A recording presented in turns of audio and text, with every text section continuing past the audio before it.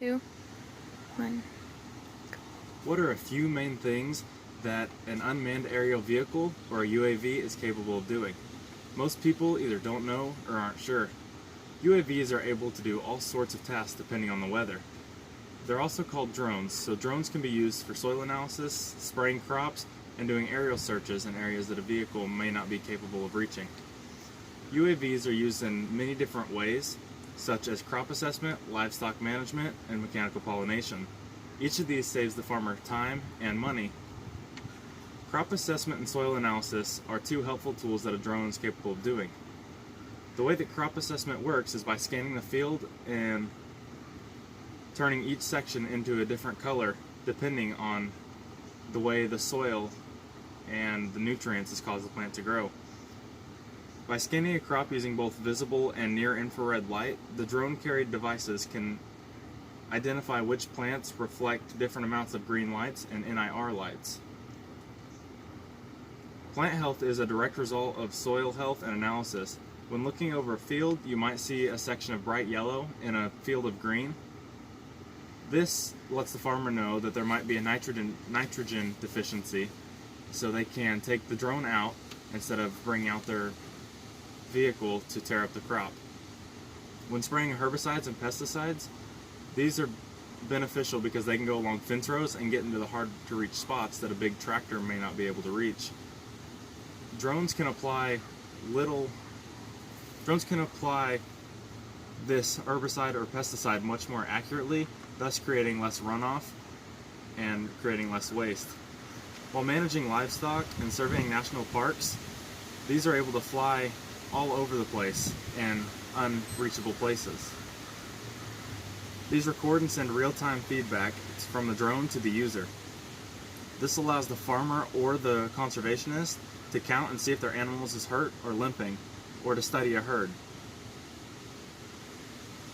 While flying over a forest, these use infrared and UAV lights to look for animals to see heat signatures within the forests.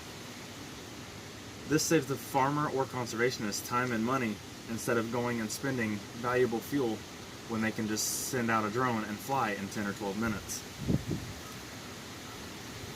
Drones can be equipped with RFID, which is radio frequency identification.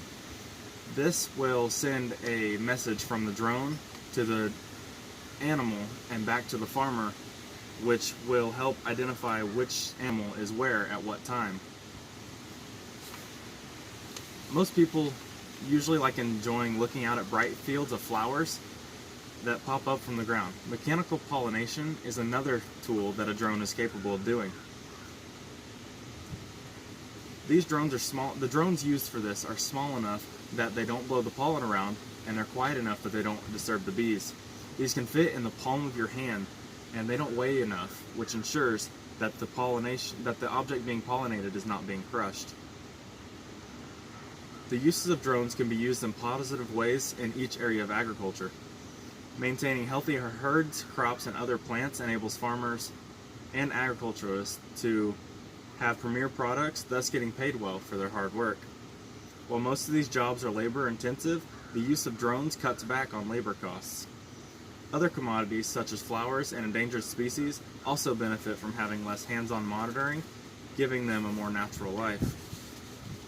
Based on the facts and what we've heard in this video, drones are very beneficial to agriculturalists and conservationists around the world.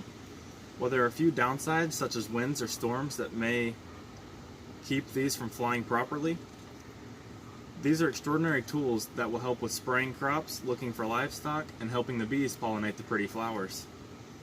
As they start to become more and more popular, people will want to learn more and know more about the uses for drones across the planet, from recreational purposes to mapping out fields and construction sites. These are all very good reasons that drones are being helpful to people internationally.